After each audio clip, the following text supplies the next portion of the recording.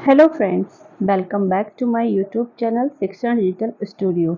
आज के वीडियो में हम बात करने वाले हैं दिल्ली सल्तनत में गुलाम वंश के सुल्तान गयासुद्दीन बलबन के विषय में। लेकिन वीडियो शुरू करने से पहले अगर अभी तक आपने मेरे चैनल को सब्सक्राइब नहीं किया है तो इसे सब्सक्राइब करें, शेयर करें तथा बेल आइकन प्रेस करना बिल्कुल ना भूलें, जिससे आपको मेरे आगे आने वाले सभी वीडियोज़ की नोटिफिकेशन प्राप्त हो सके। तो चलिए शुरू करते हैं आज का वीडियो।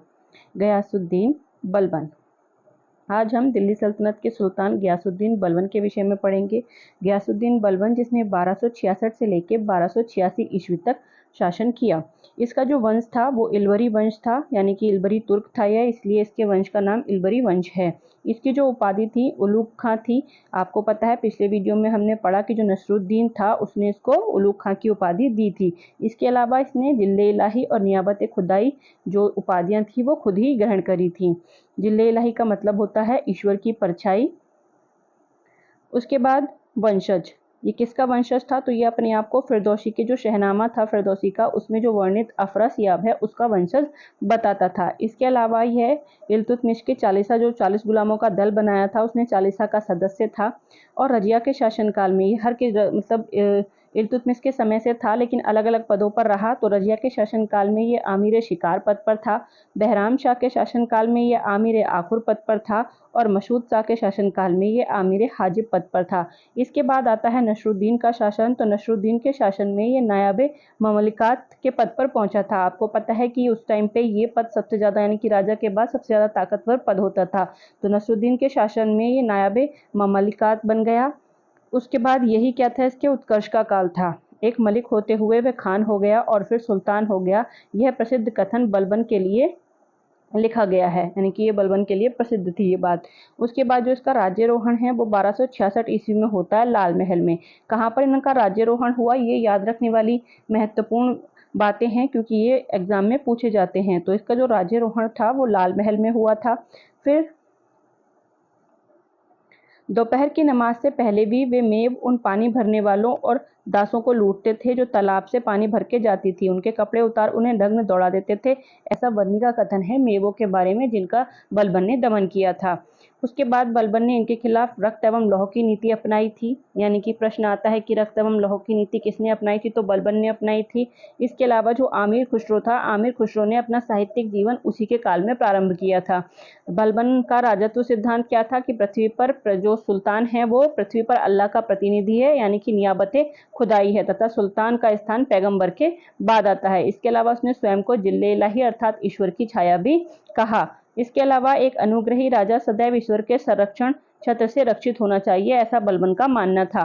बलबन एक उत्तम अभिनेता था, अपने दर्शकों को आधुनिक फिल्मी सितारों की भांति मंत्रमुग्ध रखता था, ऐसा निजामी का कथन है। आगे देखते हैं। सुल्तान का पद निरंकुशता का सजीव प्रतीक है, ऐसा बलबन मानता था। ईश्वर व्यक्ति को सुल्तान का पद इसलिए प्रदान करता है ताकि वह प्रजा के कल्याण के लिए कार्य कर सके और अपने कर्तव्यों के प्रति सजग रहे, यह भी बलबन का कथन है।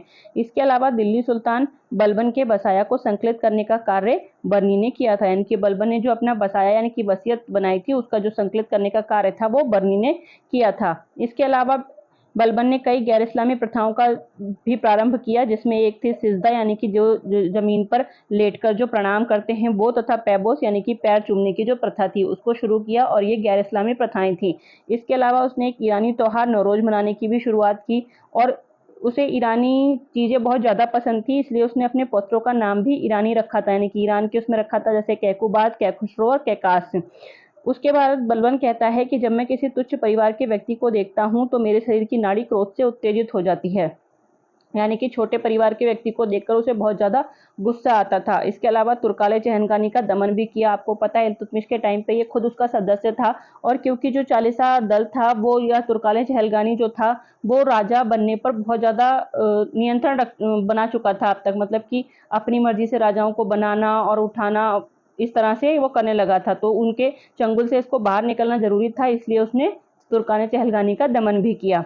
इसके अलावा उसने भोजपुर, पटियाली, काम्पली व जलाली में चौकियां भी बनाई। बलबन ने एक नए विभाग की स्थापना की, दीवाने आरिज। यह इंपॉर्टेंट प्रश्न है कि दीवाने आरिज की स्थापना किसने की थी? तो बलबन ने की थी, और जो इसका मंत्री था वो रावते अर्ज कहलाता था।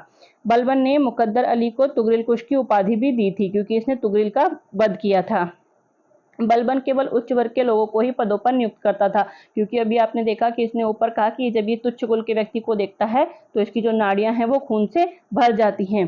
फिर तुगरिल खां का जो विद्रोह था वो बलबन के समय ही हुआ था और तुगरिल को मारने जो मुकद्दर अली था उसने तुगरिल को मारा था, इसलिए इसने खुश होकर उसे तुगरिल कुश यानी कि तुगरिल को मारने वाले की उपाधि दी थी। बलबन ने सैनिकों को प्रदान की गई एकताओं से संबंधित भ्रष्टाचार को रोकने का भी प्रयास किया। एकताएं जो सैनिकों को प्रदान की जाती थी उनकी सैनिक सेवा देने के बदले उसमें जो भ्रष्टाचार होता था उसको रोकने का भी प्रयास किया। भ्रष्टाचार रोकने के लिए इसने क्या क्या किया, तो इसने ख्वाजा नाम के अधिकारी की नियुक्ति की। इसके अलावा गुप्तचर विभाग बरीद ममालिक का भी गठन किया और जो इसके गुप्तचर थे वो बरीद कहलाते थे। दोआब में एकताओं का पुनर्ग्रहण किया, यानी कि जो एकताएं दी गई थी वो बलबन ने वापस ले ली, इनका पुनर्ग्रहण किया गया। 2000 एकतादारों की जांच कराई गई तथा जो भी वृद्ध सैनिक थे उनको पेंशन दे दी गई, मतलब जो लड़ने लायक नहीं बचे थे उनको सेना में रख के कोई फायदा नहीं था, तो इसने पूरी जांच कराई और जो बूढ़े हो चुके सैनिक थे उनको पेंशन देकर सेना से बाहर भेज दिया। इसके अलावा मंगोलों से रक्षा के लिए इसने एक सुनिश्चित योजना बनाई, क्योंकि मंगोलों के आक्रमण बहुत ज़्यादा बढ़ गए थे। पहला आक्रमण इल्तुतमिश के टाइम से हुआ था, बाद में धीरे धीरे करके आक्रमण होते रहते थे, तो उनसे रक्षा के लिए इसने सुनिश्चित योजना बनाई। बलबन पहला शासक था जिसने किले बनवाने पर ध्यान दिया, कि मंगोलों से सुरक्षा के लिए किले बनवाने पर भी इसने ध्यान दिया। इसके अलावा मंगोल आक्रमण इसके काल में तिमूर के नेतृत्व में हुआ था। शहजादा मोहम्मद की मृत्यु इसी में हो गई थी। जो बलबन का बेटा था मोहम्मद, उसकी जो मृत्यु थी वो तिमूर के टाइम पे, जब मंगोल आक्रमण हुआ था तिमूर के नेतृत्व में, उस टाइम पे हो गई थी। और जो अमीर खुसरो था, पहले इसका बेटा था मोहम्मद, उसके ही संरक्षण में रहता था। उसके बाद जब उसकी मृत्यु हो जाती है तो अमीर खुसरो को जो मंगोल हैं वो बंदी बनाकर ले जाते हैं। उसके बाद में किसी तरह से ये वहां से जान बचाकर भाग आता है और बाद में बलबन के संरक्षण में रहने लगता है। आगे इसने जो अपना उत्तराधिकारी था वो कै खुसरो को चुना था। कहीं कहीं पर कैकुबाद भी आता है। उसके बाद है बलबन की मृत्यु। बलबन की मृत्यु से दुखी हुए मालिकों ने अपने वस्त्र फाड़ डाले और सुल्तान के शव को नंगे पैर दारुल अमन के कब्रिस्तान ले जाते हुए उन्होंने अपने स्वरूप पर धूल फेंकी। बर्नी की मृत्यु के बाद जो उनके मालिकों का दुख था उसको व्यक्त करते हुए बर्नी ने ये कथन लिखा है। आगे बनता है कैकुबाद। इसके बाद जो राजा बनता है वो बनता है कैकुबाद। यहाँ ध्यान रखने योग्य है कि इसने जो अपना उत्तराधिकारी था वो कै खुसरो को चुना था। इसके बाद लेकिन शासक बनता है कैकुबाद। उसके बाद यमुना नदी के किनारे किलाखोरी की स्थापना की इसने। 1288 में अयोध्या के घाघरा के निकट बुगरा खां व कैकुबाद की भेंट। आमिर खुसरो की पुस्तक किरानो सादेन में इस घटना का वर्णन मिलता है कि जो 1288 में जो बुगरा खां और कैकुबाद थे उन दोनों का मिलन होता है। क्या था कि जो बुगरा खां था वो बलबन का बेटा था जो बंगाल में रहता था। बलबन की मृत्यु के बाद सबको लगा कि ये राजा बनेगा, और लेकिन उसके बाद उसने अपना जो वारिस था वो कै खुसरो को बनाया था। उसके बाद जब कैकुबाद राजा बनता है तो उन्हें लगता है कि बुगरा खां मतलब अपने हक की बात करेगा या गद्दी पर अपना अधिकार जताएगा, लेकिन ऐसा नहीं हुआ। बुगरा खां और कैकुबाद वहां पर घाघरा के निकट मिलते हैं और जो बुगरा खां है वो कैकुबाद को अच्छा राजकाज करने की सीख देकर वहां से वापस चला जाता है। तो इस घटना का जो वर्णन है वो अमीर खुसरो की पुस्तक किरानो सादेन में मिलता है। इसके अलावा कैकुबाद पर फाजिल गिर गया, उसकी मृत्यु हो गई। उसके 3 वर्ष बाद उसका पुत्र था क्यूमर्स, यानी कि बलबन का जो उसका पुत्र था क्यूमर्स, उसको गद्दी पर बैठाया गया। और जो जलालुद्दीन था वो इसका संरक्षक बना और बाद में क्यूमर्स की हत्या कर उसने इसको नदी में फेंक दिया और खुद शासक बन गया। तो जलालुद्दीन को जो शाइस्ता खां की उपाधि थी वो भी कैकुबाद ने ही दी थी। तो बाद में इसने क्यूमर्स की हत्या करके खुद जो शासक बन गया और गुलाम वंश समाप्त हो गया। और जो जलालुद्दीन खिलजी था उसने बाद में खिलजी वंश की स्थापना की, जिसको हम अगले वीडियो में पढ़ेंगे। अगर आप इसी तरह से मेरे साथ डिटेल में हिस्ट्री पढ़ना चाहते हैं तो बने रहिए मेरे साथ। Thank you for watching.